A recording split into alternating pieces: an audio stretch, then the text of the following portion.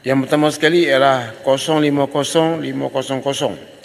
Soalan saya ialah, apakah inisiatif pembudayaan teknologi yang dilaksanakan pihak SIRIM bagi membantu perusahaan mikro, kecil dan sederhana agar terus berdaya saing dan dapat meningkatkan usaha pendigitalan bagi menjamin kemampanan dan daya tahan industri dalam menghadapi cabaran perniagaan pada masa hadapan. Yang keduanya, apakah program pembangunan usahawan dan inisiatif tanggungjawab sosial korporat CSR yang dikendalikan oleh SIRIM bagi membantu golongan berpendapatan 40% terendah ataupun B40 serta usahawan mikro, kecil dan juga sederhana. 040200, apakah kesinambungan perancangan kepada inisiatif My Digital dan rangka tindakan ekonomi digital Malaysia yang sedia ada. 050300, apakah usaha yang dijalankan oleh kerajaan, terima kasih, apakah usaha-usaha yang dijalankan kerajaan bagi memastikan proses kelulusan dan pelaksanaan projek dipermudahkan menerusi pejabat pelaksanaan projek dan juga fasilitas. Arau tak sihat ke Arau? Di Maida. Arau tak sihat ke? Perlu langgar sila duduk. Ya. Kemudian 040200, apakah kesinambungan perancangan kepada inisiatif My Digital dan rangka tindakan ekonomi digital Malaysia yang sedia ada. Yang berikutnya ialah 050300, apakah usaha yang dijalankan kerajaan bagi memastikan proses kelulusan dan pelaksanaan projek dipermudahkan menerusi pejabat pelaksanaan projek dan fasilitasi dengan izin track di Maida. Yang keduanya, saya ingin bertanya kepada pihak kerajaan. Kerajaan telah mengumumkan pelaburan yang begitu besar. Saya baru tengok 2-3 video klip dengan izin yang telah dipamerkan. Pelaburan begitu besar. Jadi saya ingin bertanya, ini adalah pengumuman. Jadi apakah kesan kepada ekonomi kita? Sebab kesan kepada ekonomi ini, dia akan berlaku satu pengumuman, ya. Kalau ekonomi tengah bagus, pengumuman tu dia akan mendatangkan kesan kepada market dengan izin. Tetapi kalau ekonomi tak bagus, dia akan menunggu pelaburan yang sebenarnya yang masuk. Contohnya macam kita umum 10 bilion. Berapakah peruntukan yang telah masuk? Berapa tahunkah akan dilaksanakan projek ini? Jadi kalau kita mengumumkan projek yang besar, orang dengar seronok. Lepas itu yang keduanya, kita akan memberi peluang pekerjaan kepada 10,000 orang. Apa dia? Siapa yang dapat peluang pekerjaan? Bila? Saya rasa ini soalan ini akan ditanyakan oleh pihak MP kerajaan juga. Dia nak tahu. Sebab bila umum ada peluang pekerjaan, bila? Bila duit itu mula masuk ataupun dia baru nak sebut ini adalah perancangan. Jangan banyak juga pengumuman yang dibuat. Projek ini adalah projek yang terbesar di dunia. Dunia mana? Saya ingin bertanya, dunia mana? Orang ni datang sebenarnya daripada US. Jadi dia mari melabur sini yang terbesar di dunia. Jadi bila terbesar di dunia tu, apakah kesan kita kepada dunia? Setiap kali bila duit jatuh, kita kata, ini duit dunia jatuh, duit kita jatuh. Tapi pelaburan yang besar di dunia ni, apa dia kesannya? Bila nak masuk?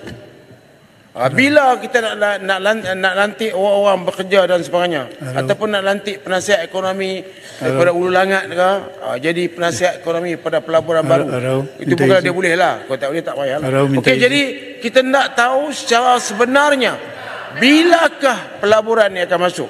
Arau. Minta izin Arau. Arau minta izin. Ya, soal sempurna boleh, tak ada masalah. Terima kasih Datuk Speaker. Cuma setelah mendengar apa yang diutarakan oleh Arau berhubung kait dengan pelaburan yang datang dalam negara ini, sebenar mana yang buianya akan menjadi kenyataan. Saya juga ingin bertanya kepada pihak kerajaan, khususnya pihak MITI. Pengumuman contohnya kelulusan yang diberikan oleh pihak kementerian, pelaburan yang datang ke Sabah, sedang di peringkat negeri Sabah pun, catuan bekalan elektrik setiap minggu. Terkadang itu satu minggu cuma 4 megawatt saja. Satu minggu no reason. Jadi adakah ini sebagai satu tarikan kepada pelabur? Realiti dia. Kita nak kebenaran. Kerana ini bukan hanya pada zaman sekarang, kadang-kadang daripada zaman dulu pun.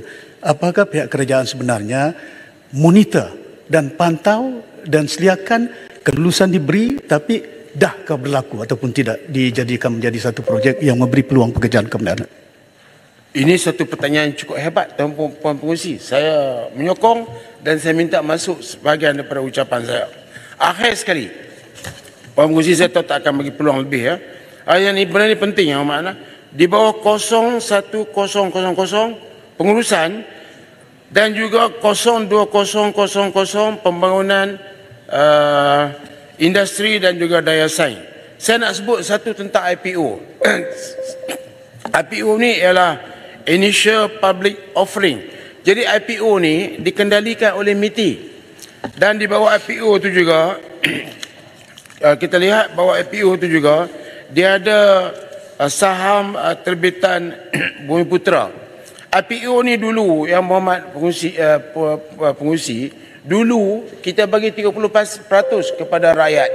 Tetapi Perdana Menteri pada masa tersebut telah turunkan kepada 12.5% kerana ditakuti nanti pelabur-pelabur luar tengok semua dipegang oleh orang tempatan, dia orang mungkin tak mau masuk. Kita turunkan kepada 12.5%. Sekarang ni kita lihat orang dah mula masuk pasaran saham dan ingin menyertai bersama program IPO ni. Saya minta supaya kerajaan naikkan. Ini Menteri saya minta jawab hari ini, naikkan kepada 30% seperti yang dibuat pada masa yang lepas. Kalau saya tak dapat maklumat pada pegawai, saya minta yang membuat jawab akan dipertimbangkan cukup. Sebab apa? Ini mendatangkan kesan kepada market. Market sekarang ni kadang-kadang bergelora, bagus. Ada sekali naik, saya kata kerajaan ni nampaknya hebat juga. Dia kena talu tiap-tiap hari pun ada market naik. Tapi esok jatuh balik. Dia tak sekata. Jadi akhir sekali Yang Amat tentang tajuk tu juga. Sebab ini kena tahu. Sekarang ni untuk membolehkan, saya bagi tahu ni 10 perkataan, 20 perkataan terakhir ya.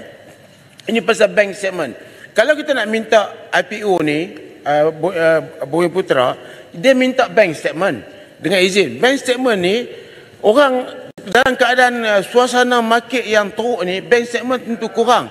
Tetapi dia ada satu, iaitu kemampuan keupayaan pinjaman.